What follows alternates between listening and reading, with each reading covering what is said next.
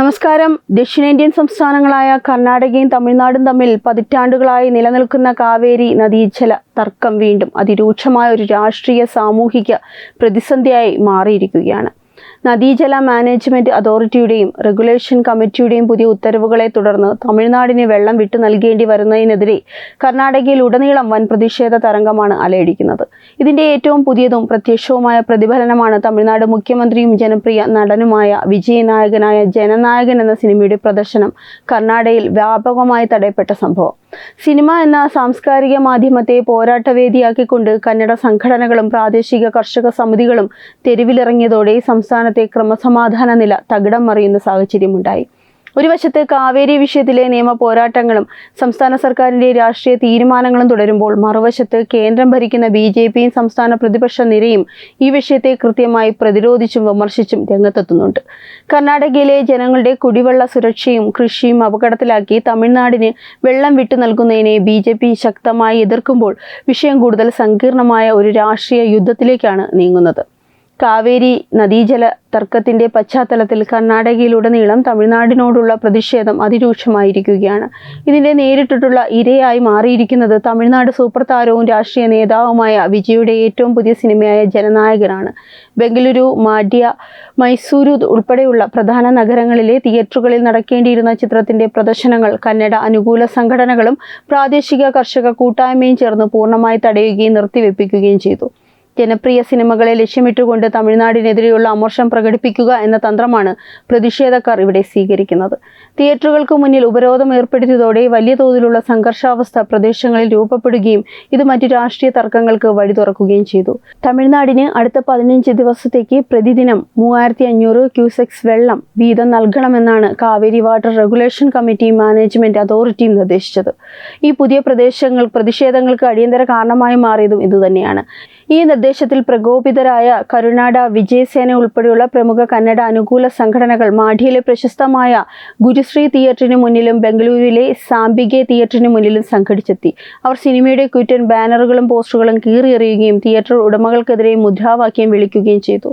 സ്വന്തം സംസ്ഥാനത്ത് കടുത്ത കുടിവെള്ളക്ഷാമവും വൻ കൃഷിനാശ ഭീഷണിയും രൂക്ഷമായി നിലനിൽക്കുമ്പോൾ ജലം ആവശ്യപ്പെടുന്ന തമിഴ്നാട്ടിൽ നിന്നുള്ള ചിത്രങ്ങൾ ഇവിടെ പ്രദർശിപ്പിച്ച് ലാഭമുണ്ടാക്കാൻ സമ്മതിക്കില്ലെന്ന നിലപാടിലാണ് പ്രതിഷേധക്കാർ. സമരം അതിതീവ്രമായ ഘട്ടത്തിലേക്ക് കടന്നതോടെ അക്രമ സംഭവങ്ങൾ തടയുന്നതിനായി പ്രദേശത്ത് വൻ പോലീസ് സംഘം നിലയുറച്ചു. പ്രതിഷേധക്കാരെ പോലീസ് ബലം പ്രയോഗിച്ച് തടയുകയും കൂടുതൽ നാശനഷ്ടങ്ങൾ ഉണ്ടാകാതിരിക്കാൻ ആവശ്യമായ മുൻകരുതലുകൾ എടുക്കുകയും ചെയ്തു. സ്ഥിതിഗതികൾ വഷളാകാതിരിക്കാൻ തമിഴ് ജനവിഭാഗങ്ങൾ കൂടുതലായി അധിവസിക്കുന്ന മേഖലകളിലും പ്രധാന തിയേറ്റർ പരിസരങ്ങളിലും കടുത്ത സുരക്ഷാ വലയം തീർത്തിട്ടുണ്ട്.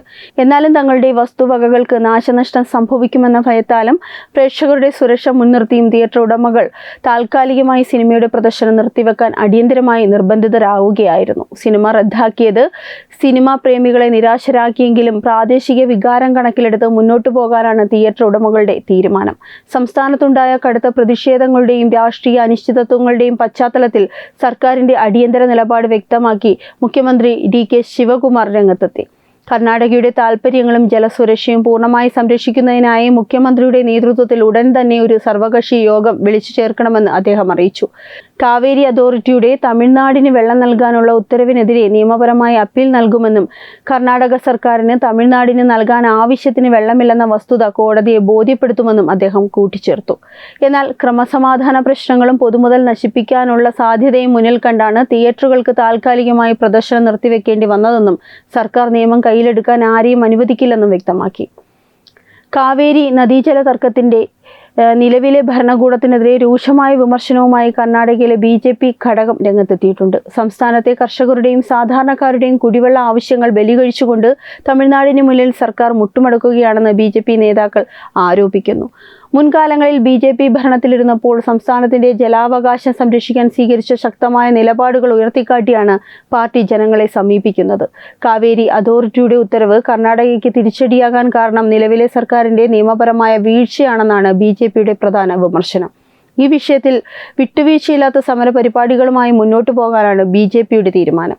കർണാടകയിലെ പ്രധാന കൃഷി മേഖലകളായ മാണ്ഡ്യ, മൈസൂരു, ഹാസൻ എന്നിവിടങ്ങളിൽ കർഷകർ നേരിടുന്ന രൂക്ഷമായ ജലക്ഷാമം ചൂണ്ടിക്കാട്ടിയാണ് BJP തങ്ങളുടെ രാഷ്ട്രീയ പ്രതിരോധം ശക്തമാക്കുന്നത്.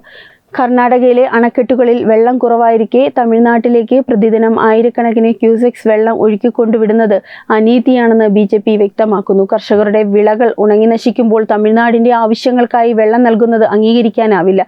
സംസ്ഥാനത്തെ കർഷകരുടെ കണ്ണീരൊപ്പാൻ അടിയന്തരമായി ജലവിതരണം നിർത്തിവെക്കണമെന്നും BJP ആവശ്യപ്പെടുന്നു.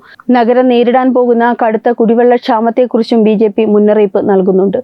ബംഗളൂരുവിലെ ദശലക്ഷക്കണക്കിന് വരുന്ന ജനങ്ങളുടെ പ്രധാന കുടിവെള്ള സ്രോതസ് കാവേരി നദിയാണ്.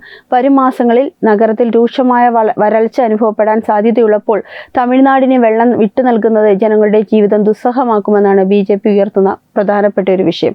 സിനിമാ പ്രദർശനം തടയുന്നതിലൂടെ ജനങ്ങൾ തങ്ങളുടെ അമർഷം രേഖപ്പെടുത്തുമ്പോൾ അതിനു പിന്നിലെ യഥാർത്ഥ കാരണമായ ജലപ്രതിസന്ധി പരിഹരിക്കാൻ സർക്കാരിന് കഴിയുന്നില്ലെന്ന് പ്രതിപക്ഷം ആരോപിക്കുന്നു. കാവേരി വിഷയം എപ്പോഴും തമിഴ്നാടും കർണാടകയും തമ്മിലുള്ള പ്രാദേശികവും സാംസ്കാരികവുമായ ബന്ധങ്ങളെ ബാധിക്കാറുണ്ട്. വിജയ് ചിത്രം തടഞ്ഞതും തമിഴ് വംശജർ തിങ്ങിപ്പാർത്ത മേഖലകളിൽ സുരക്ഷ കൂട്ടേണ്ടി വന്നതും ഇരു സംസ്ഥാനങ്ങൾക്കിടയിലുമുള്ള അവിശ്വാസം വ്യക്തമാക്കുന്നു. സാംസ്കാരിക കൈമാറ്റങ്ങളും സിനിമാ വ്യവസായവും ഇത്തരത്തിലുള്ള രാഷ്ട്രീയ അതിർത്തി തർക്കങ്ങളിൽ വലിച്ചിഴക്കപ്പെടുന്നത് നിർഭാഗ്യകരമാണെന്നുള്ള അഭിപ്രായവും ഉയരുന്നുണ്ട്. എന്നിരുന്നാലും പ്രാദേശിക വികാരങ്ങൾക്ക് പ്രാധാന്യമുള്ള കർണാടക രാഷ്ട്രീയത്തിൽ വിട്ടുവീഴ്ചയില്ലാത്ത നിലപാടാണ് കന്നഡ സംഘടനകളും പ്രധാന രാഷ്ട്രീയ പാർട്ടികളും സ്വീകരിക്കുന്നത്. കാവേരി നദീജല പ്രശ്നത്തിൽ കർഷകർക്കൊപ്പം ഉറച്ചു നിന്നുകൊണ്ട് സംസ്ഥാന വ്യാപകമായി വൻ പ്രതിഷേധ പരിപാടികൾ സംഘടിപ്പിക്കാനാണ് BJPയുടെ തീരുമാനം. ജല മാനേജ്മെന്റ് അതോറിറ്റിയുടെ തീരുമാനത്തിനെതിരെ കൂടുതൽ ശക്തമായ നിയമ നടപടികൾ സ്വീകരിക്കാൻ സംസ്ഥാന സർക്കാരിൽ സമ്മർദ്ദം ചെലുത്തും.